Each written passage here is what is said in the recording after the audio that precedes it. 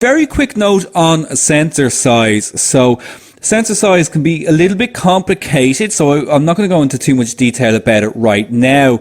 But basically, there are lots of different types of cameras out there, as we have seen, and they all work on the same principles. Light controlled by the aperture and time controlled by shutter speed.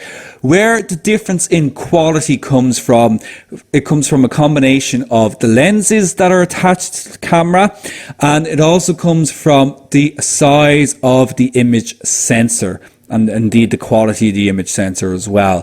There are lots of different sized image sensors. So the image sensor is simply the size of the chip that records the photograph. Now, the largest ones available at the moment are medium format image sensors. So they'd be found in cameras like Hasselblad cameras. Fujifilm have a range of medium format as well.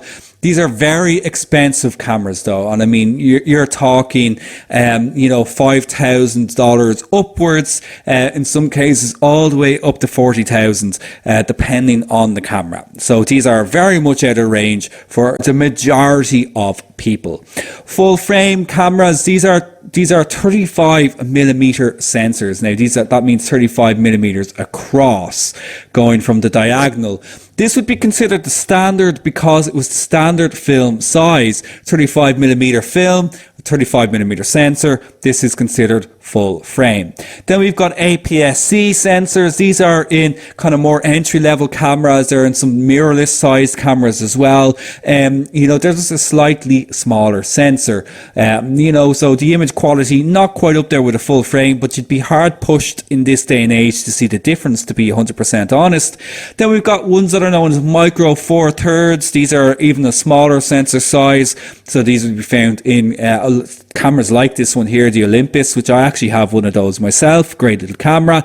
Then we've got 1-inch sensors found in a lot of compact cameras, and then we've kind of got our smartphone sized sensors. So if you're wondering why there's a difference in quality when the fundamental principles are the same, it's light and time, it's down to the quality of the lens, and it's down to your image sensor size. It's not anything to get hung up on at the moment, because we are going to be talking about it a lot more. Like, the technology just keeps getting better and better and better.